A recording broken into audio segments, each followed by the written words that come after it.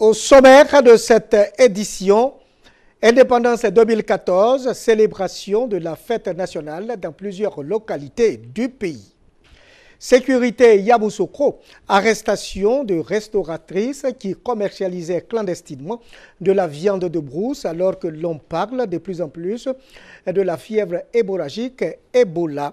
Enfin sport, apothéose du tournoi Yves Blédou à Botro. Mesdames, Mesdemoiselles et Messieurs, et bonsoir, surtout bonne fête à toutes et à tous. 7 août 1960, 7 août 2014, la Côte d'Ivoire est indépendante à 54 ans.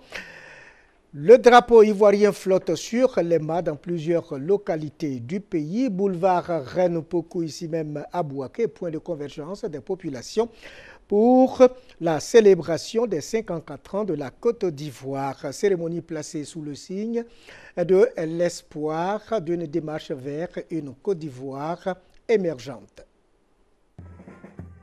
Les 54 ans de l'indépendance de la Côte d'Ivoire célébrés à Bouaké. Dans un tour d'horizon de la situation sociopolitique, économique et diplomatique, le préfet des régions a invité les populations à cultiver les vertus cardinales, socles d'un climat de paix et de cohésion sociale. La réconciliation, la préservation de la paix, la promotion du vivre ensemble, le pardon sans condition les uns des autres et la persévérance dans le travail. L'émergence de la Côte d'Ivoire, si chère à son Excellence, Monsieur le Président de la République, en dépend. La Côte d'Ivoire est sur la bonne voie. Cependant, a-t-il indiqué, des défis restent à relever. Le renchérissement du coût des produits de première nécessité, l'emploi des jeunes, des poches de résistance au sujet de l'insécurité. Le préfet des régions a rappelé le bilan de la visite du président de la République, visite qui a redonné vie aux infrastructures de base qui ont donné un nouveau visage à la région de Gbeke. Il a félicité les populations de la région pour leur mobilisation autour du recensement général de la population et de l'habitat, opération qui a connu un franc succès. S'agissant de la fièvre hémorragique Ebola, le préfet de région a indiqué que les statistiques sont inquiétantes, qu'il ne faut donc pas baisser la garde.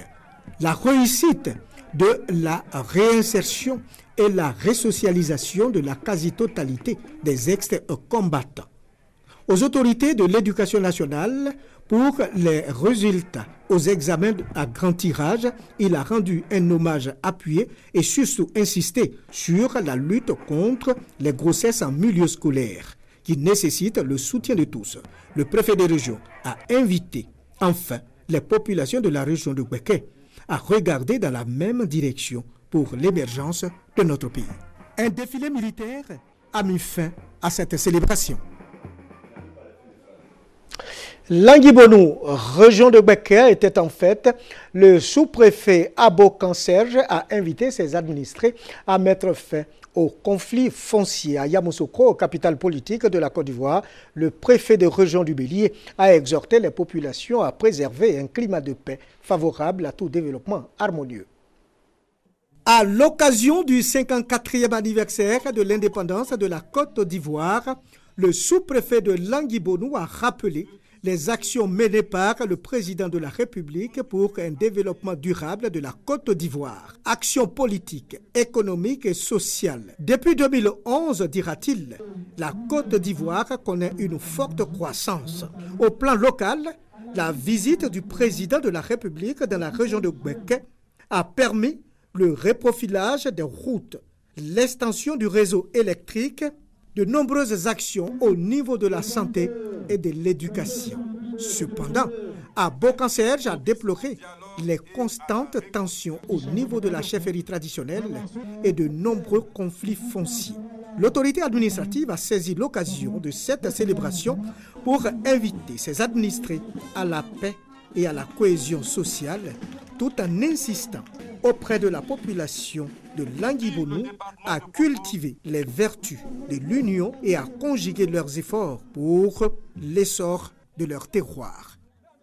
Yamoussoukro, capitale politique de la Côte d'Ivoire, n'est pas resté en marge des festivités marquant le 54e anniversaire de l'accession de notre pays à l'indépendance. Les populations dans leur ensemble ont répondu présent à l'appel du préfet de région.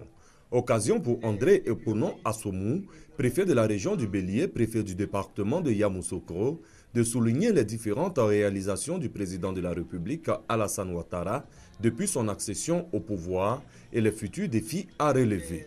André Eponon a également exhorté les populations de la région à la paix, au pardon mutuel et à la cohésion sociale, gage de tout développement.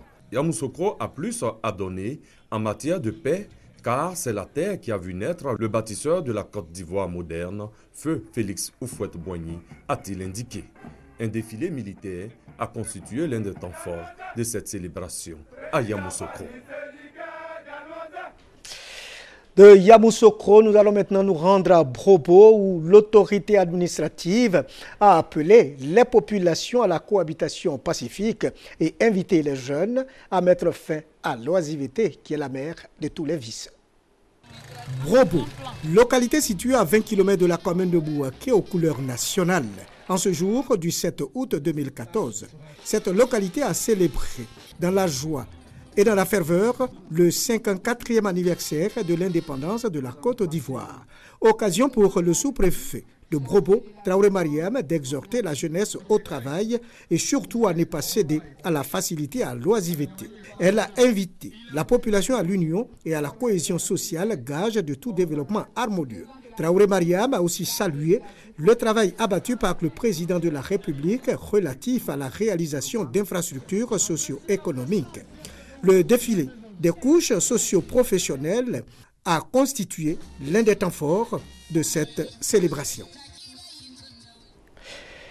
Commémoration de l'accession à la souveraineté nationale et internationale de la Côte d'Ivoire à Dabakala, le préfet Ndriao Lazare a appelé les Guiménis à la paix et au travail. À Korogo, les populations ont célébré avec ferveur le 54e anniversaire de l'indépendance de la Côte d'Ivoire.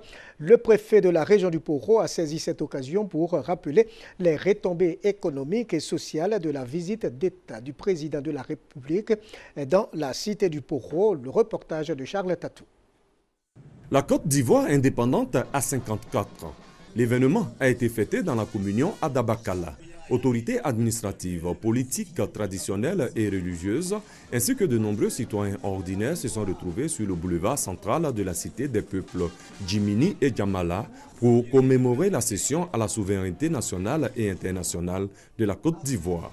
Le traditionnel défilé a permis aux populations d'apprécier le riche patrimoine culturel de ce terroir, mais également la parade des forces de défense et de sécurité. Dans son adresse, André Yaolaza, préfet du département de Dabakala, a invité ses administrés à taire toutes leurs divergences pour cultiver la paix et la réconciliation, socle de tout développement. Il a surtout exhorté les populations à se mettre au travail pour soutenir le programme de reconstruction du pays afin d'aboutir à une nation forte, telle que prônée par le président de la République, Alassane Ouattara. Korogo, chef-lieu de région du Poro. Drapeau ivoirien sur les bâtiments administratifs et privés laisse entrevoir une ville en pleine fête commémorative. Ici, tôt le matin, la place de l'indépendance a été prise d'assaut par les éléments des différentes unités de forces de l'ordre et des populations venues des quartiers. Personne ne voulait se faire compter le 54e anniversaire de l'indépendance de la Côte d'Ivoire. Le décor planté, le préfet de région Daouda Ouattara fait son entrée pour le démarrage des festivités par la revue des troupes. Dans son adresse, Daouda Ouattara est revenu sur les retombées de la visite d'État du président de la République, Alassane Ouattara, dans sa région. Accès à l'eau potable, lumière, éclairage public et rues bitumées.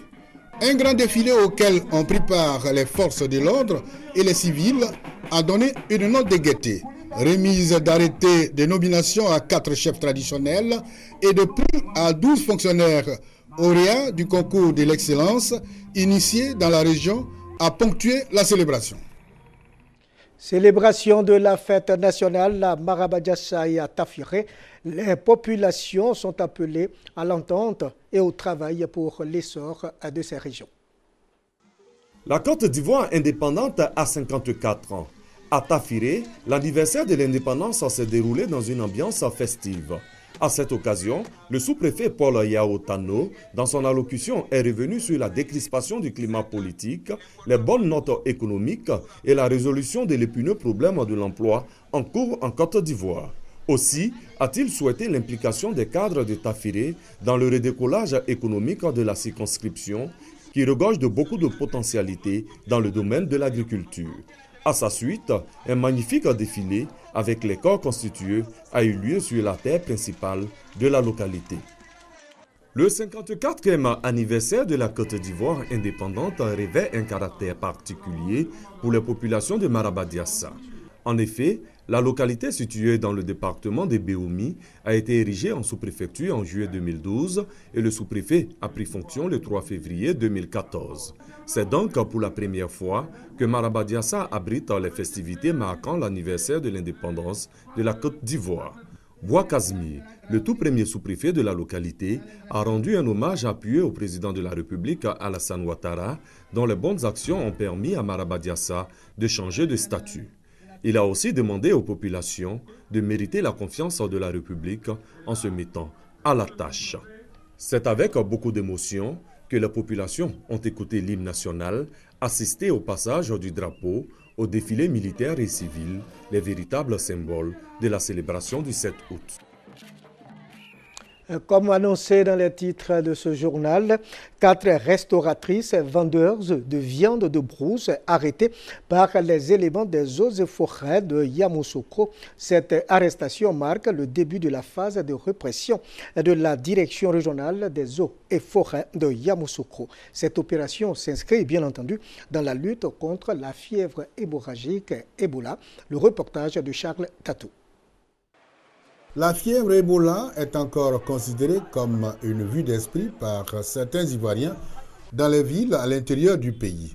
Plusieurs restaurateurs foulent même aux pieds les mesures de prévention contre cette redoutable maladie qui enregistre déjà des morts dans certains pays voisins. Ils sont encouragés par leurs clients fidèles qui communiquent avec eux par code pour les commandes de leurs plats.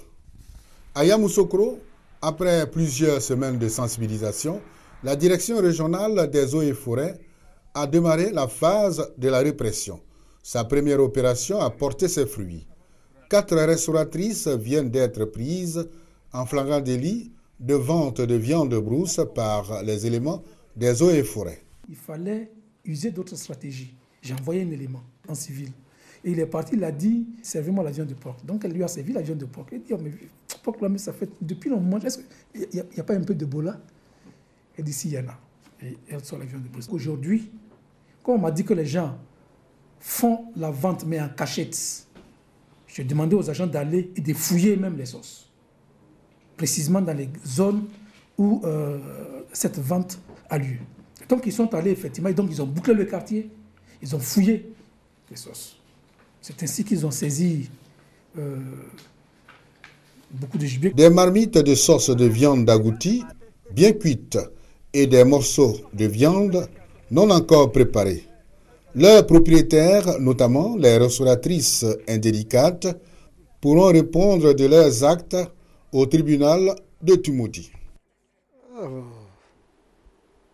Sport football, apothéose du tournoi Yves Blendou à Botro. Les meilleures équipes ont été récompensées. C'est par la finale des cadets qu'a démarré cette journée sportive dotée du trophée Yves Blendou à Botro. FC Zanikro en jaune et académiciens de Botro en violet sont opposés. Les offensives de part et d'autre ne vont pas être concrétisées en but durant le temps réglementaire. Il a fallu donc recourir au tir au but pour voir la victoire du FC Zanikro qui réussit 4 tirs contre 3 pour son adversaire. Dans la finale senior, les attaquants se sont montrés adroits. 6 buts enregistrés pour cette rencontre. Le FC résidentiel en jaune est venu à bout du Maracana Club sur un score de 4 buts à 2. Se félicitant de cette action sportive, le maire de Botro s'engage à mettre dans ses priorités l'épanouissement des jeunes de sa commune. Je voudrais que les jeunes restent très mobilisés. Je voudrais qu'ils s'organisent aussi. Et moi, je suis prêt à les aider. Le Fonds national jeune était là ce matin. Je vais m'impliquer sérieusement et rigoureusement pour que les programmes qui viennent soient pris en compte au niveau de Botro. Parce que Botro est tout petit dans le Becker, mais quand même, on voudrait comme développer des choses qui occupent vraiment les jeunes, les vieux et les femmes.